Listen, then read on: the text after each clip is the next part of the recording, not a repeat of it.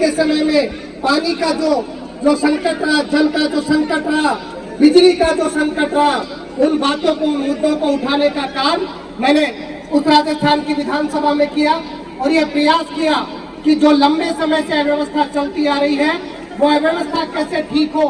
राजनीति में एक दिन में बदलाव तय नहीं हो जाता। मैं आपके बीच में पिछले 2.5 घंटे से कार्यक्रम में बैठा हूँ।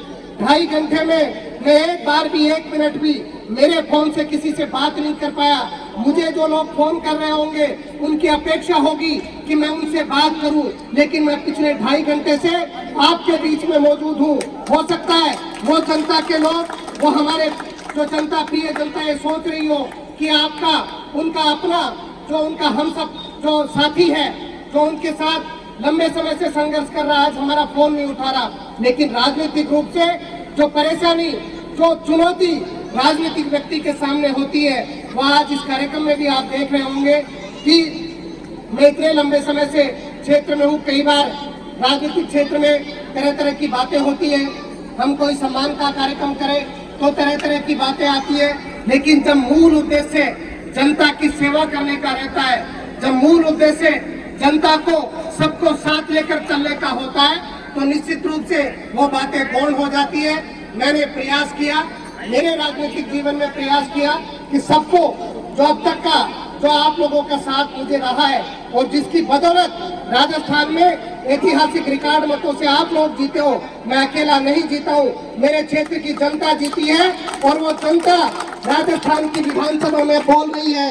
वो जनता किसान, मजदूर, नौजवान की आवाज को वहाँ पर बोल रही है। अगर आज मैं किसान के, अगर कोई पशुपालक के दूध के अनुदान का मुद्दा रख रहा हूँ तो मैं किसान का मुद्दा रख रहा हूँ। अगर आज मैं विधानसभा में किसान की फसल का उचित मूल्य का मुद्दा रख रहा हूँ तो मैं किसान की बात को रख रहा हूँ। अगर आज राजस्थान में हो रहे नौजवानों के साथ, उनके भविष्य के खिलवाड़ जो उनके साथ परीक्षाओं में हो रहा है, बार बार परीक्षाएं होती है, पेपर लीक होते हैं, बार बार किस प्रकार से परीक्षा होती है, कई बार प्रश्न डिलीट किए जाते हैं, कई प्रकार के मुद्दे वहां पर होते हैं। हमारी राजस्थान की सरकार के आज नुमाइंदे, माननीय मंत्री महोदय नहीं आए। मैंने उनके समक्ष भी राजस्थान की विधानसभा में प्रश्न रखा।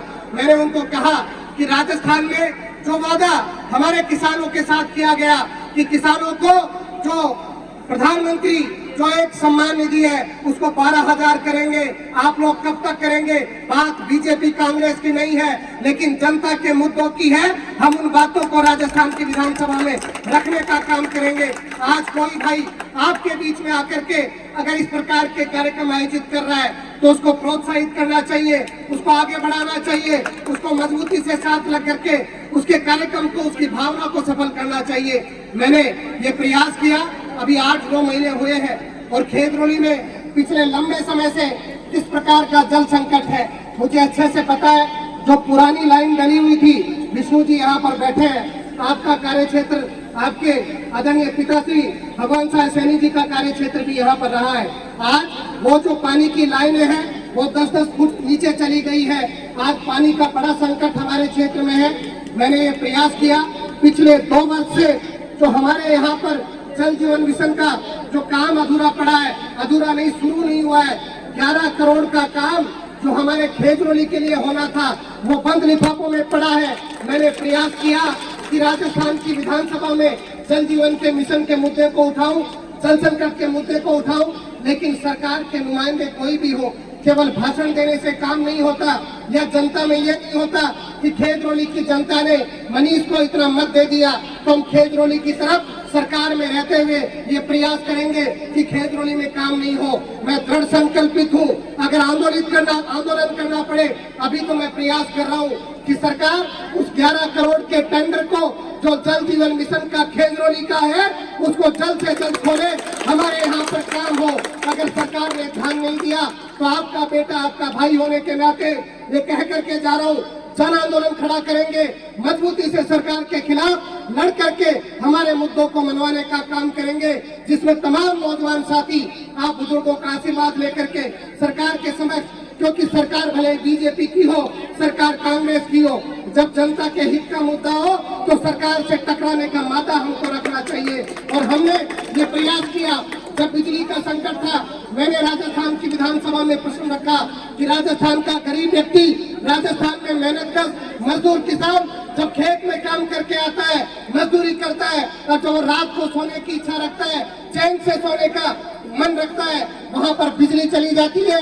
कैसे हमारे लोगों के साथ, गांव के किसान के साथ, ग्रामीण जनता के साथ कैसा दुर्व्यवहार राजस्थान में पिछले 2 महीने से बिजली को संकट को लेकर के हो रहा है। हमने प्रयास किया कि बिजली के संकट का हल हो, सरकार को ध्यान देना पड़ेगा और मजबूती से हम सब लोग मिलकर के ये प्रयास करेंगे कि आने वाले समय में हमारे क्षेत्र से कोई मुद्दा हो। विष्णु जी कह रहे थे कि हमारा खेजड़ोली नगर पालिका बनना चाहिए। हम भरसक प्रयास करेंगे कि जल्द से जल्द खेजड़ोली को नगर पालिका बनाया जाए। मैंने ये प्रयास किया राजस्थान की विधानसभा में, जब डिमांड तक पोषण का समय था, तो मैंने कॉलेज, जो हमारे यहाँ पर महाविद्यालय, इतना बड़ा क्षेत्र है, बावनी जिसको बोलते हैं, आसपास में लाखों की जनसंख्या है, यहाँ पर एक सरकारी कॉलेज लंबे समय से नहीं है। मैंने सरकार के समक्ष मांग रखी है कि हमारे खेजड़ोली में वहाँ पर जो हमारा राजकीय महाविद्यालय खुलना चाहिए। हमारा जो अस्पताल है उसकी कैसी दुर्दशा हमारे अस्पताल की बनी हुई है, समय पर डॉक्टर नहीं मिलता, समय पर लोगों को इलाज नहीं मिलता।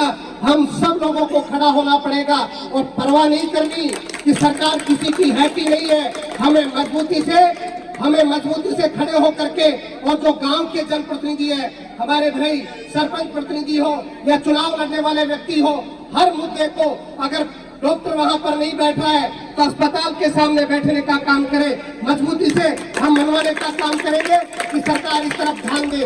लेकिन एक व्यक्ति का काम नहीं है। हो सकता है तरह तरह की बातें आसानी से की जा सकती है, लेकिन जिस व्यक्ति की इच्छा होती है, दृढ़ इच्छा शक्ति होती है, राजस्थान की विधानसभा में मैंने हर मुद्दे को रखने का प्रयास किया और आपसे वादा कर रहा हूँ, जितना प्रयास मैं राजस्थान की जो विधानसभा में आपके मुद्दों को लेकर के कर रहा हूँ, वो ऐसी जगह है जहाँ पर मैंने पशुपालकों का मुद्दा बोला कि 8 महीने से जो राजस्थान के जो पशुपालक को जो 1 किलो दूध पर 5 रुपए का जो अनुदान सरकार को देना चाहिए था, पिछली राजस्थान के 100 गहलोत की सरकार ने वो अनुदान हर महीने देने का काम किया है। इस सरकार में 8 महीने से वो अनुदान नहीं मिला। मैंने प्रयास किया, मैंने विधानसभा में बोला और सुबह बोला 1 महीने का अनुदान वहां पर शाम को किसानों के, पशुपालकों के खाते में डला है। हम हर मुद्दे को उठाने का काम करेंगे।